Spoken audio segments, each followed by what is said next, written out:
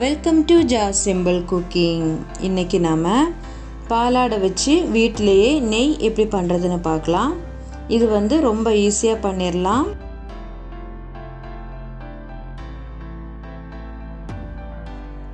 நெய் பண்ணுறதுக்காக நான் முதல்ல ஸ்டவ் ஆன் பண்ணி ஒரு பாத்திரத்தில் 1 லிட்டர் ஃபுல் ஃபேட் மில்க் எடுத்திருக்கேன்.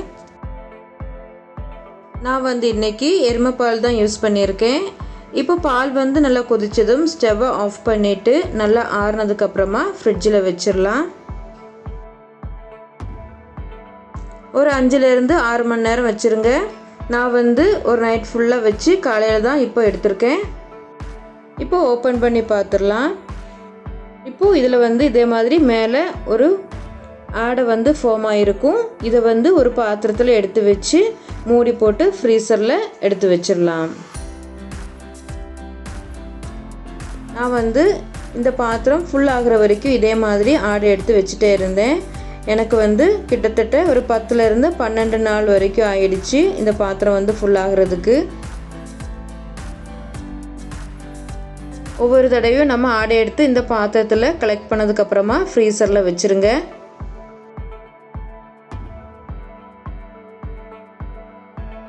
இப்போ 12 நாள் போல் ஆயிருக்கு. ஓப்பன் பண்ணி பார்த்துடலாம். இப்போ இது நல்லா மெல்ட் ஆகிற வரைக்கும் நம்ம வெயிட் பண்ணலாம். இப்போ இது நல்லா மெல்ட் ஆகி வந்திருக்கு. நல்லா கலந்து விட்டுக்கோங்க.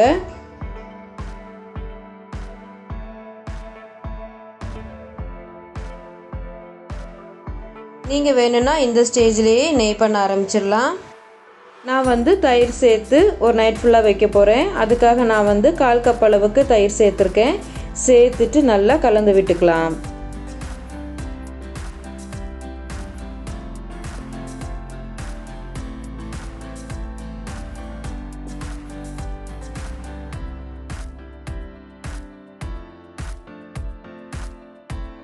நல்லா கலந்து விட்டதுக்கப்புறமா மூடி போட்டு ஒரு நைட் ஃபுல்லாக அப்படியே வச்சிடலாம். இப்போ அடுத்த நாள் காலையில் ஆகிட்டு இப்போ ஓப்பன் பண்ணி பார்த்துடலாம். இது இப்போ நல்லா செட் ஆகி வந்திருக்கு. இப்போ நாம் இதை ஒரு மிக்ஸி ஜாருக்கு மாற்றிடலாம். இப்போ நாம் இதில் பாதி அளவுக்கு மிக்ஸி ஜாரில் சேர்த்துடலாம். சேர்த்துட்டு இப்போ இதில் 1 கப் அளவுக்கு குளிர்ந்த தண்ணி சேர்த்துக்கலாம். கூடவே 5லேருந்து 6 ஐஸ் க்யூப்ஸ் சேர்த்துக்கலாம். சேர்த்துட்டு இது ஒரு 2 நிமிஷத்துக்கு நல்லா பிளெண்ட் பண்ணி எடுத்துடலாம்.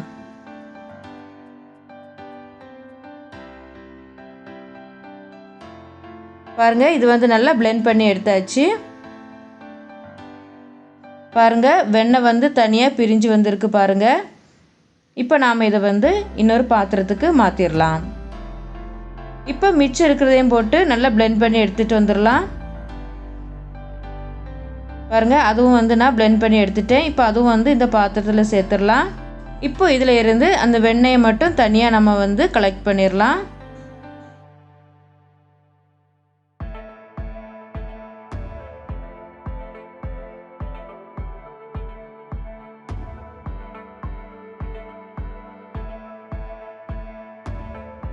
இப்போ இதில் உள்ள வெண்ணெய் நம்ம தனியாக எடுத்தாச்சு.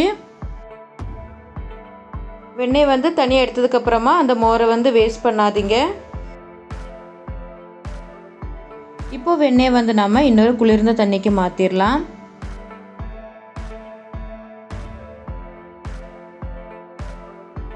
இப்போ வெண்ணெய் ரெடி ஆயிடுச்சு. இது ஃப்ரீசரில் வச்சு நம்ம வெண்ணெயாகவும் யூஸ் பண்ணிக்கலாம்.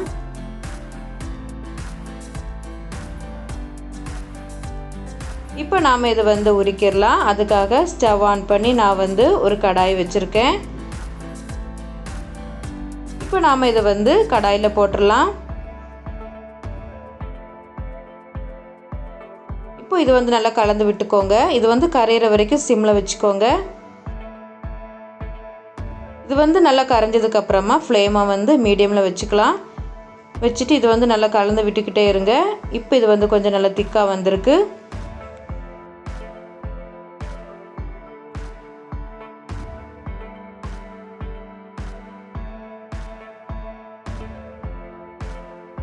இப்போ கொஞ்சம் நெய் பிரிஞ்சு வர ஆரம்பிச்சிட்டு இப்போ நல்லா கலந்து விட்டுக்கிட்டே இருங்க.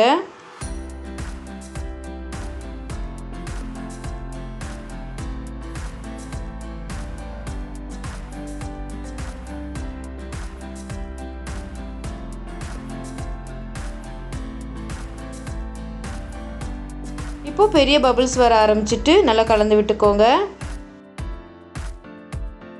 இந்த ஸ்டேஜில் வந்து வாசனைக்காக நீங்கள் வந்து கருவேப்பிலை, முருங்கை இலையெல்லாம் சேர்த்துக்கலாம்.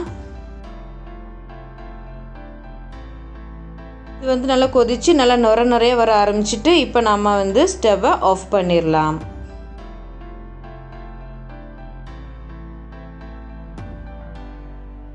இது வந்து லைட்டாக ஆறுனதுக்கப்புறமா நாம் வந்து இன்னொரு பாத்திரத்தில் வந்து அரிச்சு சேர்த்துடலாம்.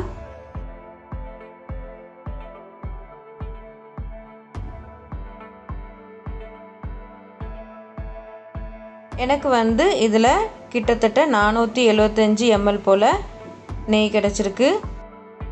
பாருங்கள், இது வந்து நல்லா அரிச்சு சேர்த்தாச்சு. நல்லா ஆறுனதுக்கப்புறமா ஒரு பாட்டிலில் போட்டு நம்ம வந்து நல்லா மூடி வச்சிடலாம். இது வந்து நல்லா ஆறி ஒரு நாளுக்கு அப்புறமா தான் நல்லா திக்காக ஆரம்பிக்கும். அவ்வளோதான், நம்ம நெய் வந்து சூப்பராக ரெடி ஆகிட்டு. நீங்களும் வீட்டில் ட்ரை பண்ணி பாருங்கள். இந்த வீடியோ உங்களுக்கு பிடிச்சிருந்துச்சின்னா லைக் பண்ணுங்கள், ஷேர் பண்ணுங்கள், மறக்காமல் சப்ஸ்கிரைப் பண்ணுங்கள். தேங்க்ஸ் ஃபார் வாட்சிங்.